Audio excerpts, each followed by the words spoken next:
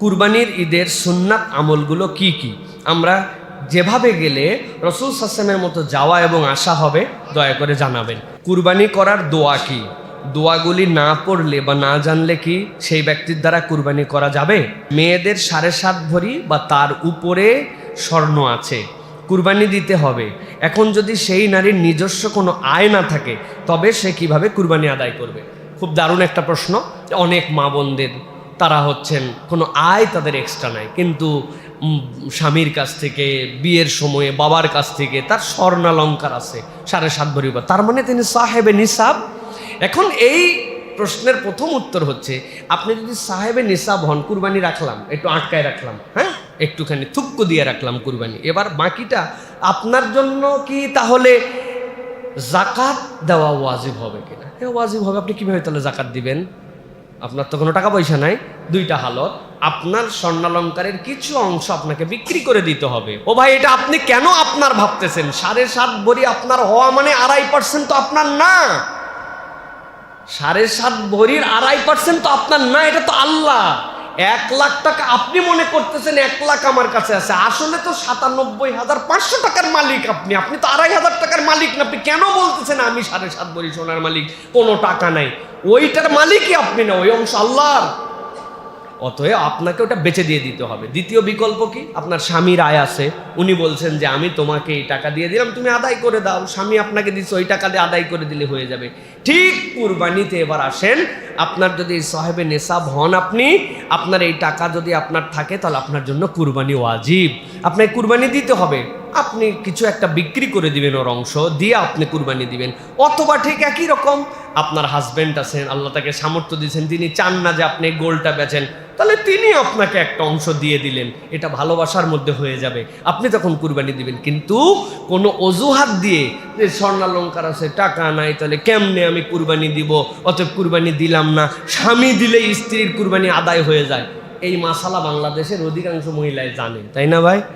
যে স্বামী দিলে স্ত্রীর কুরবানি আদায়। বাবা, আপনার অসুস্থ হয়েছিল স্বামী, আপনি নামাজ পড়ে দিয়েছিলেন তখন, না উনার হয়ে রোজা রেখে দিয়েছিলেন উনার হয়ে, তো আপনি উনার নামাজ পড়া যদি না হয়, উনার রোজা যদি না হয়, তো আপনি কেমনে তার কুরবানি আপনি আদায় করে দিচ্ছেন? এইটা তাহলে ক্লিয়ার যে টাকা না থাকলেও আপনি এই পদ্ধতিতে আপনাকে কুরবানি দিতে হবে। আশা করি আপনার উত্তর পেয়েছেন। কুরবানির ঈদের সুন্নাত আমলগুলো কি কি? আমরা যেভাবে গেলে রসুল সাল্লাল্লাহু মতো যাওয়া এবং আসা হবে দয়া করে জানাবেন।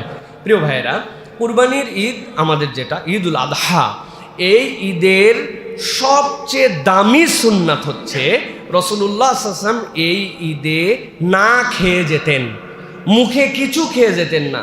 এবং সুন্নাহ দ্বারা বোঝা যায় ফজরের নামাজের আধা ঘন্টা থেকে 45 মিনিটের মধ্যেই আল্লাহ নবী সাল্লাল্লাহু আলাইহি ওয়াসাল্লাম ঈদুল আজহার জামাত আদায় করে নিতেন। তাহলে ঈদুল আজহার প্রথম সুন্নাত হচ্ছে যারা নামাজে যাবেন তারা না খেয়ে কুরবানি দাতারা যাবেন এবং এই রোজাটা ভাঙবেন, সংক্ষিপ্ত সিয়াম, কুরবানির পশুর গোশত দিয়ে তিনি তার রোজা ভাঙবেন। এখন আপনার নামাজ এমন টাইমে হয়, এরপরে কুরবানি দিয়ে কুরবানির গোশত খুলতে খুলতে এদিকে হয়ে গেছে 2টা। আপনার রোজা মানে কি এই কষ্ট টষ্ট করে আপনার আরও তো বেগতিক অবস্থা হয়ে যাবে। এই জন্য আর্লি কুরবানির সালাত আদায় করা এটা আমাদের জন্য সুন্নাত। দ্বিতীয় কথা, কুরবানির পশুর একদম সব খোলা লাগবে, খুলে তারপরে একদম ভাগ করে টোরে তারপরে আপনাকে কে বলছে?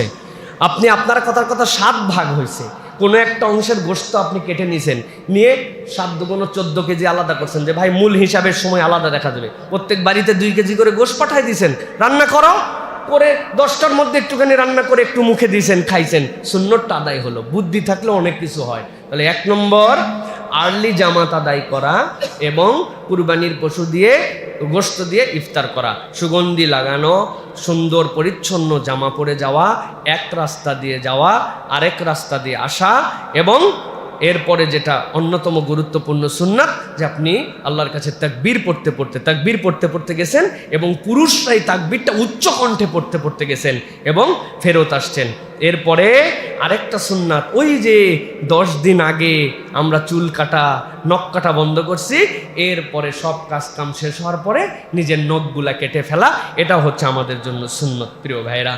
আর কুরবানির দিনের সবচেয়ে বড় সুন্নাত নবীজি বলছেন, মান ওয়াজাদা সাআতান লিআইয়ুযাহিয়া, কেউ ফুরসত পাইল কুরবানি করার কিন্তু সে কুরবানি করলো না, ফালাম ইউদাহি ফালা ইয়াহদর মুসাল্লানা, সে যেন আমাদের নামাজে শরিক না হয়। আল্লাহ তোমার সামর্থ্য দিছে কিন্তু তুমি কুরবানি করলে না, নবীজি বলছেন সে যেন আমাদের নামাজে না আসে, ঈদগাহে যেন না আসে। নবীজি হুমকি দিয়ে দিয়েছেন। এই জন্য সামর্থ্য থাকলে কুরবানির দিনের সবচেয়ে বড় সুন্নত আমল হচ্ছে কুরবানি করা আল্লাহ, এবং সবচেয়ে বড় ইবাদতও এইটা, আল্লাহ রাব্বুল আলামিনের কাছে মর্যাদা করে ইবাদত। সুতরাং আমরা এটা পালন করার জন্য চেষ্টা করব ইনশাআল্লাহ। আল্লাহ যেন আমাদেরকে নবী করিম সাল্লাল্লাহু আলাইহি ওয়াসাল্লামের মতো একদম কামা হাক্কাহু সুন্নত অনুযায়ী চলে ফিরে আমাদের কুরবানিগুলোকে যেন আল্লাহ কবুল করে নেন। কুরবানি করার দোয়া কি? দোয়াগুলি না পড়লে বা না জানলে কি সেই ব্যক্তির দ্বারা কুরবানি করা যাবে? প্রিয় ভাইয়েরা, আমাদের অনেকের ধারণা যে কুরবানি করার জন্য বিশাল কোনো গোপন দোয়া আছে। কেননা আমরা দেখেছি যে যারা কুরবানি করতে আমাদের কাছে আসেন তারা কেবলামুখী দাঁড়ায়া জিজ্ঞাসা করেন, নাম বলেন, বাপের নাম বলেন, আরেকজনের ভাগ বলেন, আর সব শোনার পরে অনেকক্ষণ কি এরপরে আমরা চিন্তা করছি সুবহানাল্লাহ, কি গোপন দোয়া যে এটা তো আমার জানা নাই, এই জন্য আমরা কুরবানিও করতে পারি না। শরীরে শক্তি আছে, বল আছে, কুরবানির ঈদ তো আমি পুরুষের ঈদ নাম দিছি, কুরবানির ঈদ এটা আমাদের পুরুষের ঈদ, ঠিক কিনা?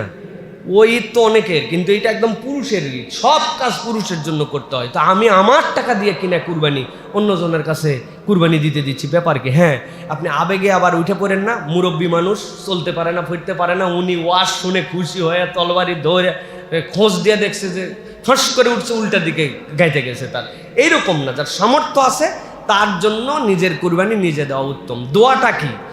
দোয়াটা হচ্ছে রাসূলুল্লাহ সাল্লাল্লাহু আলাইহি ওয়াসাল্লাম কুরবানির সময় বলতেন বিসমিল্লাহ, এরপরে আল্লাহু আকবার বলে রাসূলুল্লাহ সাল্লাল্লাহু আলাইহি ওয়াসাল্লাম কুরবানি করতেন। তবে হাদিসের মধ্যে 2 ধরনের বর্ণনা আসছে। এই বিসমিল্লাহ আল্লাহু আকবার বলার আগে অথবা পরে নবী করিম সাল্লাল্লাহু আলাইহি ওয়াসাল্লাম দোয়া করতেন কি, ওয়াজ্জাহতু ওয়াজহিয়া লিল্লাযী ফাতারাস সামাওয়াতি ওয়াল আরদা হানিফা ওয়া মা আনা মিনাল মুশরিকিন, নবী করিম সাল্লাল্লাহু আলাইহি ওয়াসাল্লাম পড়তেন। অথবা পড়তেন ইন্না সলাতি ওয়া নুসুকি ওয়া মাহইয়ায়া ওয়া মামাতি লিল্লাহি রাব্বিল আলামিন, এইটুকু রাসূল সাল্লাল্লাহু আলাইহি ওয়াসাল্লাম পড়তেন।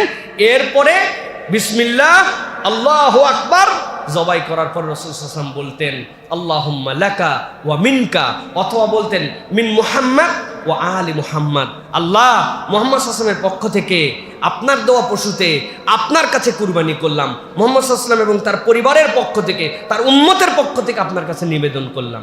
কিন্তু জবেহের দোয়া কোনটা ভাই? তাহলে বিসমিল্লাহি, বাস আপনার দোয়া শেষ।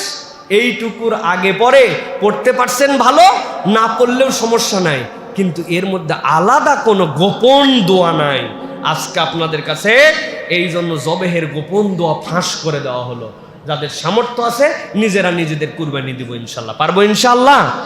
আর এমনি ওয়াজ্জাহতু ওয়াজহিয়া লিল্লাযী সুন্নত, যেহেতু এটা একটু আমার যদি জানা থাকে তাহলে আল্লাহর কাছে দাঁড়ায় নিবেদন করলাম আপনার জন্য আমার জান, আপনার জন্য আমার প্রাণ, আল্লাহ রাব্বুল আলামিন আপনার জন্যই সালাত, আপনার জন্যই কুরবানি, আল্লাহুম্মা লাকা ওয়া মিনকা, আপনার জন্যই আপনার দেওয়া পশুতে কুরবানি করতেছে। কোনো ব্যক্তির নামে কুরবানি হয় না, ব্যক্তির পক্ষ থেকে আল্লাহর নামে কুরবানি। বিসমিল্লাহি আল্লাহু আকবার, বাস এই কুরবানি আমরা করার জন্য চেষ্টা করি। আশা করি আপনারা এই দোয়া শিখে ফেলছেন ইনশাআল্লাহ।